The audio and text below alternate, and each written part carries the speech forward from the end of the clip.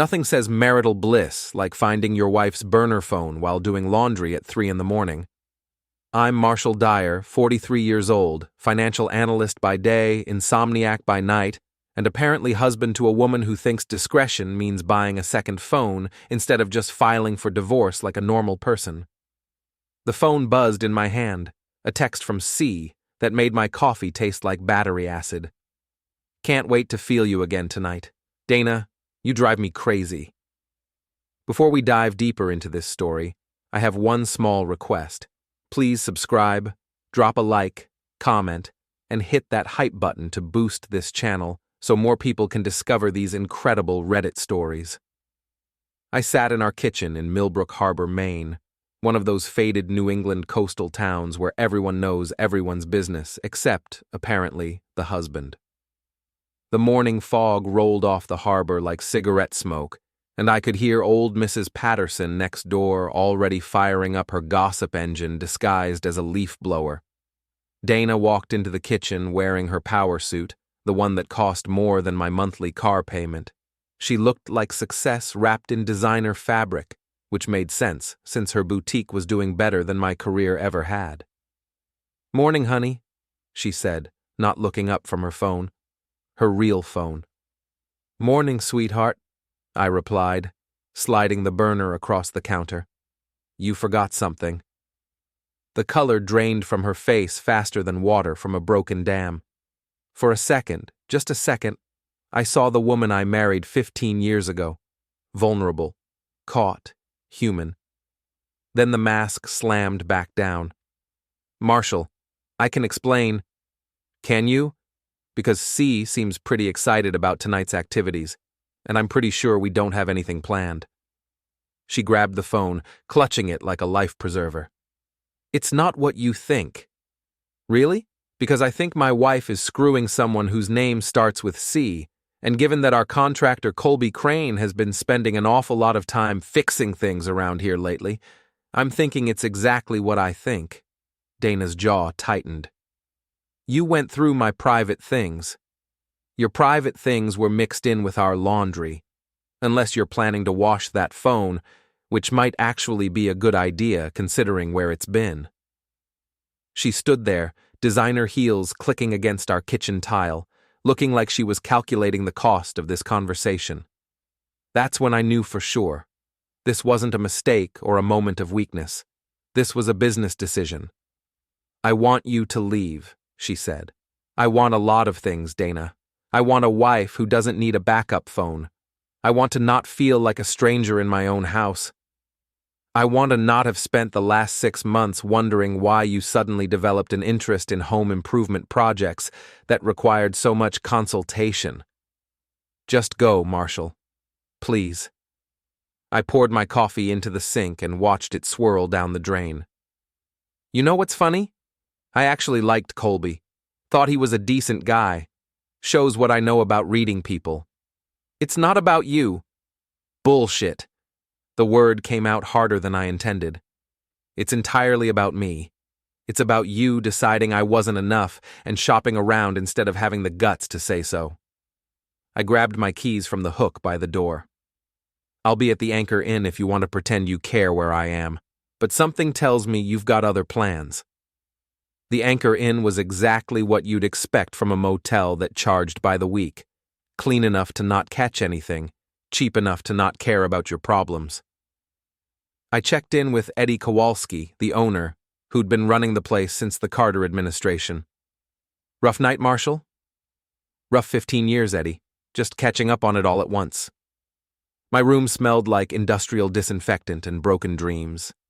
I sat on the bed and stared at the water stain on the ceiling that looked like a map of somewhere I'd never been. The walls were thin enough that I could hear the couple next door arguing about money, which seemed appropriate.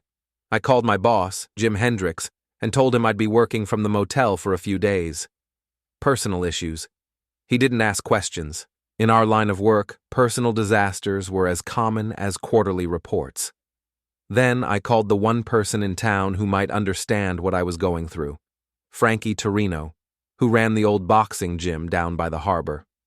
Frankie had been married 4 times and divorced 5 times, which was mathematically impossible but emotionally accurate. Marshall? Jesus, what time is it? Time for me to learn how to hit something that hits back. Dana? Dana and Colby Crane. A long pause. Ah, shit. That sucks, kid. Gym opens at 6. Coffee's terrible, but it's strong. I spent the rest of the morning driving around town, seeing it through different eyes. Millbrook Harbor had about 8,000 people, which meant my personal business would be public knowledge by lunchtime. I could already see the curtains twitching as I drove past the neat little houses with their neat little lives. At noon, I drove past Dana's boutique, Refined Threads. Through the window, I could see her talking to her business partner, Jessica Walsh. Both women looked serious, probably discussing damage control. Jessica had never liked me, thought Dana had married down when she picked a number cruncher over whatever white-collar prince she'd had in mind. My phone buzzed. A text from Dana. We need to talk. Meet me at home at 7. I texted back, your house, your rules. I'll be there. But first, I had a stop to make. Lydia Crane answered her door looking like she'd been expecting bad news. She was 39, sharp-featured, with the kind of intelligence that made you watch your words. Her house was immaculate, the kind of clean that suggested either obsessive-compulsive tendencies or a need to control something in a life that felt chaotic. Marshall, I was wondering when you'd show up. You knew? Honey, I've known for 3 months. I was just waiting to see if you'd figure it out or if I'd have to draw you a map. She stepped aside to let me in. Coffee? Please. Her kitchen was the opposite of mine. Everything had a place and everything was in its place. She poured 2 cups of coffee that actually smelled good, not like the motor oil I'd been drinking at the motel. How long have you known? I asked. Since February. Colby started working late, taking calls in the garage, buying new clothes. Then I found the credit card statements. Dinner at Romano's. That's not exactly a place you take clients to discuss drywall. Why didn't you say anything? Lydia sat across from me at her kitchen table. Because I was hoping it would burn out on its own. Colby's had flings before, usually last about 6 weeks. Then he comes crawling back with flowers and promises. But this one's different. Different how? He's talking about leaving, says he's found someone who appreciates him. She laughed, but there was no humor in it. 20 years of marriage, 3 kids, and he's found someone who appreciates him. I'm sorry, Lydia. Don't be sorry. Be smart. She pulled out a manila folder from a kitchen drawer. GPS tracker on his truck, credit card statements, phone records. I've been documenting everything. I opened the folder. 3 months of evidence, meticulously organized. Hotel receipts, restaurant bills, even photos of Colby's truck parked at various locations around town. Jesus, Lydia, you could work for the FBI. I worked for a private investigator before I married Colby. Old habits. She sipped her coffee. The question is, what do you want to do about it? I don't know. Part of me wants to just walk away, let them have each other. And the other part? I thought about Dana's face that morning, the cold calculation in her eyes when she told me to leave. The other part wants them to understand that actions have consequences. Good, because I have a plan. Lydia's plan was elegant in its simplicity. We wouldn't break any laws, wouldn't do anything that could come back to bite us legally, but we would make sure that Colby and Dana's affair became the worst-kept secret in Millbrook Harbor, and we'd document everything they'd done wrong in the process. Small towns run on gossip, Lydia explained. Right now, they think they're being clever, sneaking around. But if we shine a light on this thing, make it public, they'll either have to own it or end it. Either way, we win. What about your kids? They're in college. They'll survive. Might even respect me more for not being a doormat. She closed the folder. Besides, Colby made this choice. I'm just making sure he lives with the consequences.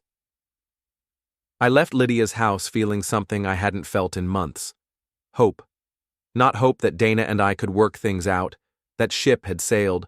but hoped that I wasn't going to be the only casualty in this mess. At 7 o'clock, I pulled into the driveway of the house Dana and I had bought together 8 years ago. It was a nice house, nothing fancy, but solid. Good bones, the realtor had said. Apparently, good bones weren't enough. Dana was waiting in the living room, still in her work clothes but with her shoes off. A small, humanizing detail that almost made me feel sorry for her. Almost. "Thank you for coming," she said. "Wouldn't miss it. This should be educational." She flinched. "Marshall, please. Can we just talk like adults?" "Sure. You first. Explain to me like I'm an adult how you ended up screwing our contractor." "It wasn't planned. It just happened." "Bullshit. Affairs don't just happen. They're a series of choices. You chose to flirt with him. You chose to give him your number. You chose to meet him somewhere. You chose to take your clothes off. Don't insult my intelligence by pretending this was some cosmic accident." Dana sat down heavily on our couch, the one we'd picked out together, argued about the color, compromised on the fabric. Now it just looked like furniture. "You're right," she said quietly. "It was choices, and I made them because I was lonely." "Lonely? I live here, Dana. I sleep next to you every night. How the hell were you lonely? You sleep next to me, but you're not with me. When's the last time we talked about anything that mattered? When's the last time you looked at me like I was more than just another piece of furniture?" I wanted to argue, but the words stuck in my throat, because she wasn't entirely wrong. We had drifted. We had become roommates who shared a mortgage and a last name. So, instead of talking to me about it, you decided to talk to Colby? He listened to me. He made me feel interesting again. And the fact that he's married didn't matter? Of course it mattered. But Marshall, we're not happy. You know we're not happy. We haven't been happy for years. I sat down in the chair across from her, the one I'd been sitting in every night for 8 years, watching TV shows I didn't care about, making small talk about days that all blended together. "So, what now?" I asked. "I think we should separate, officially. Give each other space to figure out what we want." "What you want, you mean? You've already figured out what you want." "That's not fair." "None of this is fair, Dana. Fair would have been you talking to me before you started shopping for my replacement." She was crying now, which should have made me feel something. Sympathy, regret, anything. Instead, I just felt tired. "I'll get my stuff tomorrow," I said, standing up. "Have your lawyer call mine." "Marshall, wait." But I was already walking toward the door. I'd heard enough. Frankie's gym occupied the bottom floor of an old brick building that had been everything from a textile mill to a furniture warehouse to a failed restaurant. Now it was home to a dozen punching bags, some free weights that looked like they'd been forged during the Coolidge administration, and a boxing ring that had seen more action than a war correspondent. I showed up at 6 a.m. sharp, still wearing yesterday's clothes and carrying a duffel bag with everything I owned that mattered, which wasn't much. "You look like hell," Frankie said by way of greeting. He was 65, built like a fire hydrant, with hands that looked like they'd been carved from granite. "Good. Means you're taking this seriously." "I need to hit something, Frankie." "Yeah, I figured. But first, you need to learn how to hit something without breaking your hand." "Coffee?" The coffee was, as advertised, terrible, but strong. We sat on folding chairs next to the ring while Frankie explained the basics: how to wrap your hands, how to stand, how to throw a punch without telegraphing it to next week. "Boxing's not about anger," he said. "Anger makes you sloppy. Boxing's about control. You control your body, you control your opponent, you control the situation." "I don't feel very in control right now." "That's because you're not. Your wife's calling the shots, making the moves, and you're just reacting. Time to change that." We spent the next hour working on fundamentals: footwork, breathing, basic combinations. My hands were soft from years of pushing papers, and the bag felt like hitting a brick wall wrapped in leather. But there was something satisfying about the impact, the solid thunk of glove against bag. Better, Frankie said, after I'd worked through a basic 1-2 combination. You're not trying to eliminate the bag anymore. You're trying to hurt it efficiently. What's the difference? Trying to eliminate it is emotional. Trying to hurt it is tactical. Other guys started filtering in around 7:30. Working guys mostly, construction workers, mechanics, a couple of cops. They nodded at me but didn't ask questions. Frankie's gym had an unspoken rule. Whatever brought you here was your business. Around 8, my phone buzzed. A text from my neighbor, Mrs. Patterson. Saw Colby's truck in your driveway this morning. Everything okay? I showed the text to Frankie. He grinned. And so it begins, he said. Small-town gossip is better than CNN for spreading news. Should I be worried? Depends. You planning to run for mayor? No. Then let them talk. Gossip's a weapon, Marshall. Question is whether you're going to let other people aim it or if you're going to pick your own targets.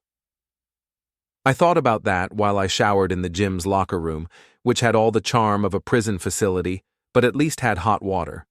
Gossip as a weapon. In a town like Millbrook Harbor, reputation mattered. People did business with people they trusted, socialized with people they respected. Dana and Colby thought they were being discreet, but discretion was a luxury that disappeared the moment Mrs. Patterson started paying attention. My phone rang. Jim Hendricks, my boss. Marshall, we need to talk. Can you come in? On my way. The drive to the office gave me time to think. Jim was a decent guy, but he was also a businessman. If my personal drama was affecting my work or the company's reputation, he'd have to make a choice. And I wasn't sure which way that choice would go. Hendricks and Associates occupied the second floor of a downtown building that had seen better decades. We did financial analysis for small businesses, estate planning, some light accounting work. Nothing glamorous, but steady. Jim was waiting in his office with a cup of coffee and a concerned expression. Sit down, Marshall. How are you holding up? I've been better, but I'm functional. Good, because I need you functional. We've got the Morrison audit next week and the Westfield estate planning meeting on Thursday. I'll be ready. Jim leaned back in his chair. I also heard from Jessica Walsh this morning. My stomach dropped. Jessica was Dana's business partner and one of our clients. What did she want? She wanted to know if your personal situation was going to affect our professional relationship. I told her that your personal life was none of my business, but that you were one of my best analysts, and I expected our working relationship to continue unchanged. Thank you. Don't thank me yet. She also mentioned that she might be looking for new representation. Said she was concerned about potential conflicts of interest. I felt the walls closing in. Bad enough that Dana was blowing up our marriage. Now she was coming after my livelihood too. Jim, I'll understand if you need to... Need to what? Fire my best analyst because his wife's having an affair? Marshall, I've been married to the same woman for 32 years, and if she decided to run off with the mailman tomorrow, I'd still expect you to show up and do your job. Your personal life is your personal life. Even if it costs us clients? Even if it costs us clients. Besides, Jessica Walsh represents about 2% of our revenue. You represent about 30% of our productivity. Math's pretty simple. I left Jim's office feeling better than I had in days. At least someone was on my side. But that feeling didn't last long. Tommy Brennan and I had been friends since high school. We'd played baseball together, double-dated, been each other's best man. When Dana and I bought our house, Tommy helped us move. When Tommy's dad passed away, I helped carry the casket.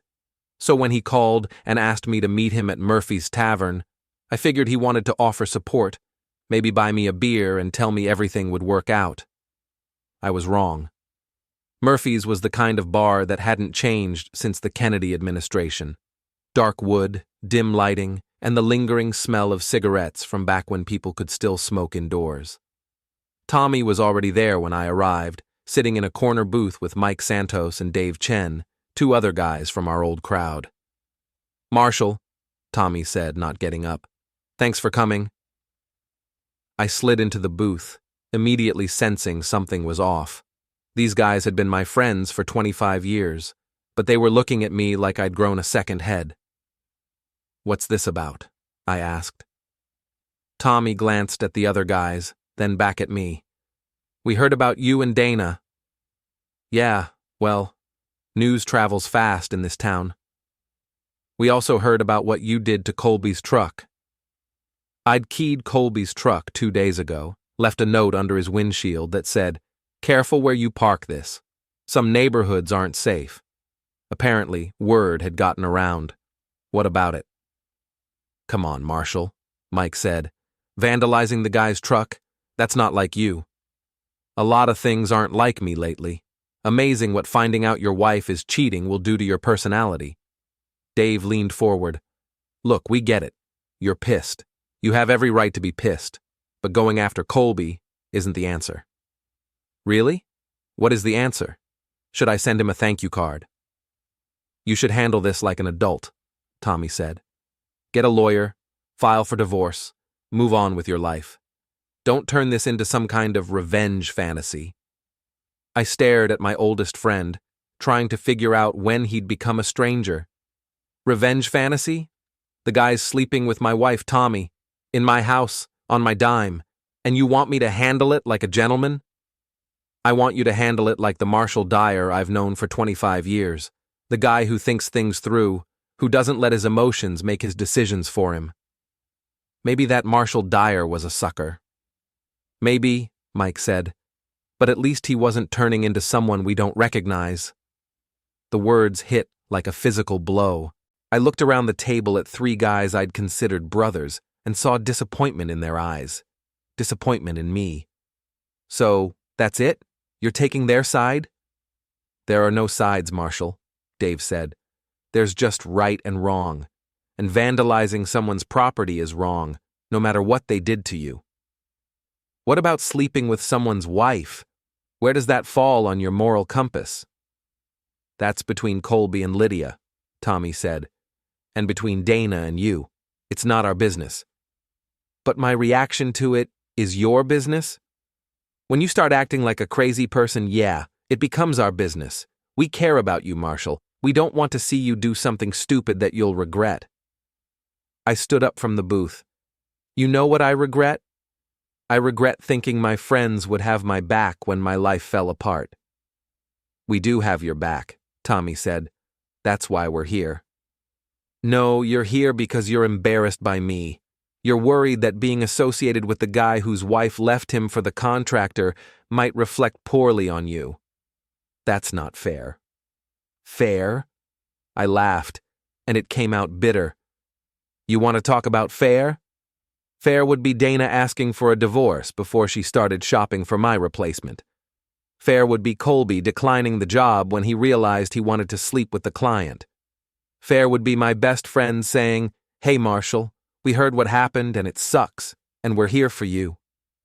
I threw a 20 on the table. But apparently, fair isn't on the menu tonight.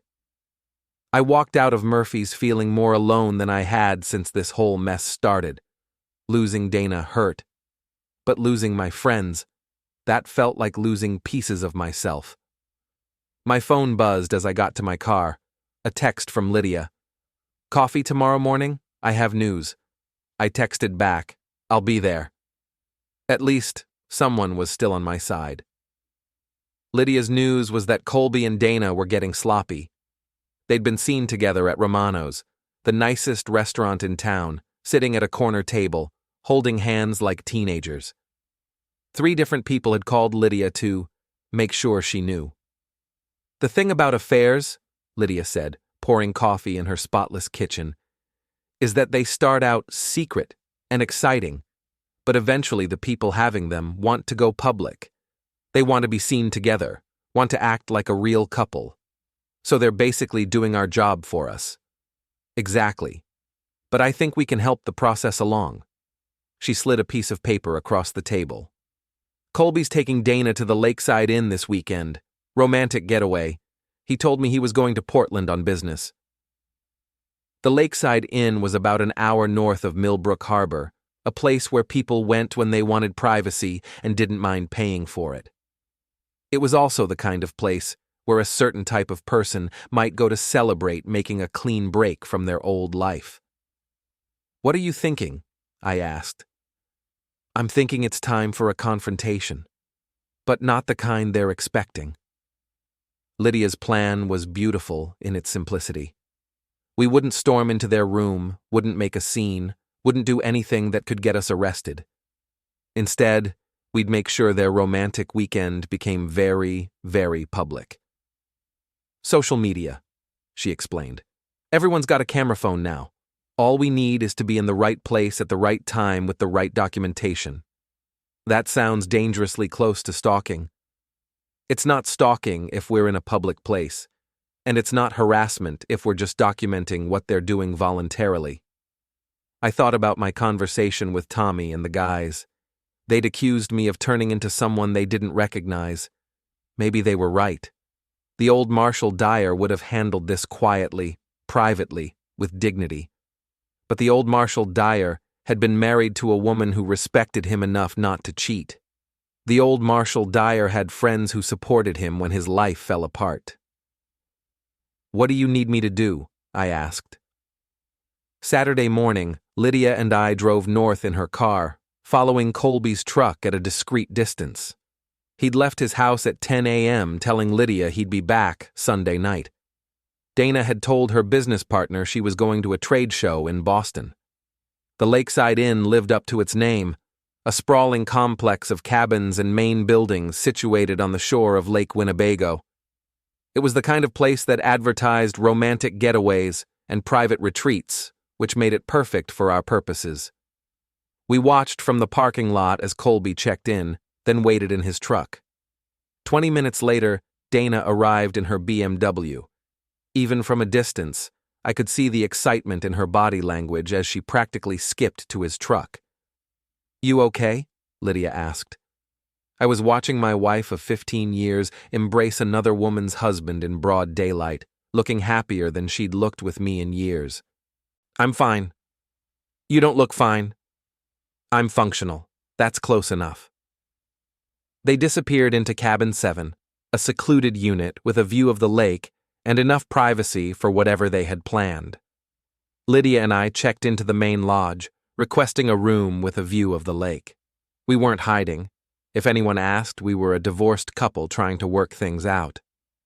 "Now what?" I asked as we settled into our room. "Now we wait. They'll come out eventually, for dinner, for a walk, for drinks, and when they do, we'll be ready."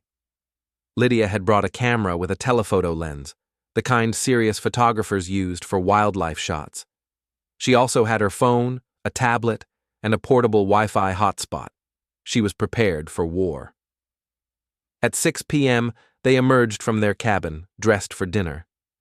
Dana was wearing a red dress I'd never seen before, something that probably cost more than most people spent on a car payment. Colby was in slacks and a button-down shirt, looking like a man who thought he'd won the lottery. They walked hand in hand to the inn's restaurant, a glass-walled dining room that offered panoramic views of the lake. Lydia and I followed at a distance, taking a table on the opposite side of the restaurant. "Perfect," Lydia murmured, adjusting her camera. "They're sitting right by the window, full view of the lake. Couldn't have asked for better lighting." She started taking pictures, discreet shots through the restaurant's windows, capturing Dana and Colby in intimate conversation, holding hands across the table, feeding each other dessert like honeymooners. "This feels wrong," I said. "What feels wrong is them thinking they can destroy 2 marriages and just walk away," Lydia replied, not looking up from her camera. "What feels wrong is your friends taking their side instead of yours." She was right. I thought about Tommy and the guys, about their disappointment in my behavior. They wanted me to handle this with dignity, to take the high road. But the high road was looking pretty lonely from where I sat. After dinner, Dana and Colby took a walk along the lake shore. Lydia and I followed, staying far enough back to avoid detection, but close enough for her camera to capture them silhouetted against the sunset, looking like a couple in a romantic movie. "Got it," Lydia said, reviewing the photos on her camera's display. "These are perfect. What are you going to do with them?" "Nothing yet. But when the time comes, these will show that they weren't just having a moment of weakness. They were having a relationship, planning a future together while lying to everyone else." We followed them back to their cabin, watched the lights go on, watched the curtains close. Then we went back to our room to plan the next phase. "Tomorrow morning," Lydia said, "they'll probably have breakfast at the restaurant, maybe take another walk. That's when we make our move." "What kind of move?" "The kind that makes sure everyone back home knows exactly what they were doing up here." I lay awake most of that night, staring at the ceiling and listening to the lake water lapping against the shore. In the next room, my wife was sleeping with another woman's husband, probably planning how they were going to break the news to their respective spouses. They thought they held all the cards. They thought they were in control of the narrative. Tomorrow, they'd learn otherwise. Sunday morning dawned clear and cold, with the kind of light that made everything look sharp and unforgiving. Dana and Colby emerged from their cabin at 9 a.m., looking relaxed and happy. They walked to the restaurant holding hands, stopping occasionally to kiss like teenagers. "They're not even trying to hide it anymore," Lydia observed, watching through binoculars from our window. "Why should they? As far as they know, nobody's watching." "That's about to change." Lydia had spent the early morning hours uploading photos to various social media accounts, tagging them with the inn's location and adding captions like, "Some people have interesting ideas about business trips," and "Guess who's not in Boston after all." But that was just the opening act. The main event was about to begin. We waited until Dana and Colby were seated and had ordered their breakfast. Then Lydia and I walked into the restaurant, chose a table with a clear view of theirs, and sat down. It took Dana about 30 seconds to notice me. I watched her face go through a series of emotions: surprise, fear, anger, and finally calculation. She leaned across the table and whispered something to Colby, who turned to look at me with an expression I couldn't quite read. "Marshall," Dana said, walking over to our table, "what are you doing here?" "Having breakfast with a friend," I replied. "Beautiful morning, isn't it? You followed us." Actually, Lydia and I were already here, trying to work through some personal issues of our own. Imagine our surprise when we saw you and Colby having what looked like a very romantic dinner last night. Colby had joined us by now, standing behind Dana like a bodyguard. "This is harassment, Marshall." "Is it? I'm sitting in a public restaurant eating breakfast. If that's harassment, then you and Dana have been harassing me for months." "That's different," Dana said. "How is it different?" "We're not following you around, taking pictures." "Taking pictures?" I looked at Lydia with mock surprise. "Were we taking pictures?" "Just a few," Lydia said, holding up her camera. "The lighting was so beautiful last night. You two looked like something out of a magazine." "Delete those," Colby demanded. "I don't think so," Lydia replied.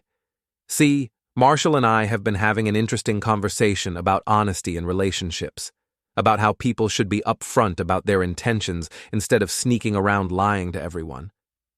"What do you want?" Dana asked. "I want you to stop pretending this is about anything other than what it is," I said. "You want out of our marriage? Fine. File for divorce. You want to be with Colby? Great.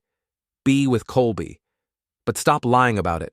Stop sneaking around and stop treating me like I'm too stupid to figure out what's going on." "It's not that simple. It's exactly that simple. You made a choice, Dana. Own it." The restaurant had gone quiet around us. Other diners were trying to pretend they weren't listening, but in a place like this, our conversation was the most interesting thing that had happened all weekend. "Let's take this outside," Colby said. "Good idea," Lydia agreed. "More room for everyone to see." We moved to the inn's front porch, a wide veranda that overlooked the lake and provided an excellent view for anyone who might be interested in watching, which, as it turned out, was pretty much everyone. "You want to know what I want?" I said, looking at Dana and Colby. I want you to understand that actions have consequences. You want to blow up 2 marriages? Fine. But you don't get to control how the wreckage falls. What's that supposed to mean? Dana asked. It means that by tomorrow morning, everyone in Millbrook Harbor is going to know exactly what you 2 were doing up here. They're going to see the pictures, read the posts, hear the stories, and they're going to make their own decisions about what kind of people you are. You can't do that, Colby said. Can't do what? Tell the truth? Share photos that you posed for in public? Exercise my right to free speech? This is blackmail. No. Blackmail would be me demanding money or favors in exchange for keeping quiet. This is just consequences. You made your choices in public, and now the public gets to know about them. Dana was crying now, but they weren't the tears of someone who was sorry. They were the tears of someone who was angry about getting caught. Marshall, please, think about what you're doing. I have thought about it. I've thought about it every night for the past week, lying in a motel room, wondering what I did wrong, wondering if I could have been a better husband, a better man. And you know what I figured out? What? I figured out that this isn't about me. This is about you deciding you wanted something different and not having the courage to ask for it honestly. So you took it dishonestly, and now you're upset that there are consequences. What do you want from us? Colby asked. I want you to go back to Millbrook Harbor and tell everyone the truth. Tell them you're in love. Tell them you're leaving your spouses. Tell them whatever you want. But stop lying about it. And if we don't? I smiled, and it felt good to smile for the first time in weeks. Then Lydia and I will tell them for you, with pictures. We left them standing on the porch, looking like 2 people who just realized they weren't as smart as they thought they were. The drive back to Millbrook Harbor was quiet, both of us lost in our own thoughts. Think they'll do it? Lydia asked as we reached the town limits. Doesn't matter, I replied. Either way, everyone's going to know the truth by tomorrow night. Any regrets? I thought about that question as we drove through the streets of the town I'd lived in for 15 years, past the gym where Frankie had taught me that control was better than anger, past Murphy's Tavern where my oldest friends had decided I wasn't worth supporting, past the house Dana and I had shared where someone else's truck was now parked in my driveway. No, I said finally. No regrets. Monday morning brought the kind of small-town drama that people would talk about for years. By 8 a.m., Lydia's photos were circulating on Facebook, Instagram, and every group chat in Millbrook Harbor. By 9 a.m., the story had reached the coffee shops, the post office, and the grocery store. By 10 a.m., Dana's boutique had 3 customers cancel appointments, and Colby's construction company had received 2 calls from clients asking if they needed to find new contractors. I heard all of this from Frankie, who'd become my unofficial intelligence network. Town's buzzing like a kicked hornet's nest, he said as I worked the heavy bag. Half the people are saying you and Lydia went too far, half are saying Dana and Colby got what they deserved. What do you think? I think you controlled the situation instead of letting it control you. That's what I taught you to do. My phone had been ringing all morning. Dana called 6 times before I finally answered. Marshall, we need to talk. No, we don't. We needed to talk 6 months ago before you started sleeping with Colby. Now we need lawyers. Please, can we meet somewhere? Just for an hour? Against my better judgment, I agreed to meet her at Romano's, the restaurant where she and Colby had been having their romantic dinners. It seemed appropriate. Dana was already there when I arrived, sitting in a corner booth, looking like she hadn't slept. She'd aged years in the past few days, and for a moment I felt something that might have been sympathy. Thank you for coming, she said. This is the last time, Dana. After today, everything goes through lawyers. I know. She stared at her coffee cup. I want you to know that I never meant for it to happen this way. How did you mean for it to happen? I don't know. I thought maybe we'd grow apart naturally, maybe realize we weren't right for each other anymore. Instead of what? Instead of you actively working to replace me? It wasn't like that. It was exactly like that. You found someone you liked better, and instead of ending our marriage first, you decided to test drive the new model while keeping the old one as backup. She flinched. That's cruel. But accurate. We sat in silence for a few minutes. Two people who'd shared 15 years and now had nothing left to say to each other. What happens now? She asked finally. Now you and Colby get to live with the consequences of your choices. You wanted to be together? Congratulations. You're together. But you don't get to control how everyone else reacts to that. People are saying terrible things about us. People are saying true things about you. There's a difference. My business is suffering. Then maybe you should have thought about that before you started using it as a cover for your affair. Dana started crying again, and this time it looked genuine. I never wanted to hurt you, Marshall. But you did hurt me, and you kept hurting me every day for months. Every lie, every secret meeting, every time you came home and pretended everything was normal. You were hurting me. I'm sorry. I know you are. You're sorry you got caught. Sorry there are consequences. Sorry your plan didn't work out the way you wanted. But I don't think you're sorry for what you did. I left money on the table for my coffee and stood up. Have your lawyer call mine. We'll divide everything up fair and square, and then we can both move on with our lives. Marshall, wait. But I was already walking away. That afternoon, I got a call from Tommy Brennan. Marshall, we need to talk. Do we? Because the last time we talked, you made it pretty clear where you stood. That was before we knew the whole story. The whole story was available if you'd bothered to ask, but you were too busy being disappointed in my reaction to care about what I was reacting to. You're right. We screwed up. Can we buy you a beer and apologize properly? An hour later, I was back at Murphy's Tavern, sitting across from Tommy, Mike, and Dave. The same booth, but everything felt different.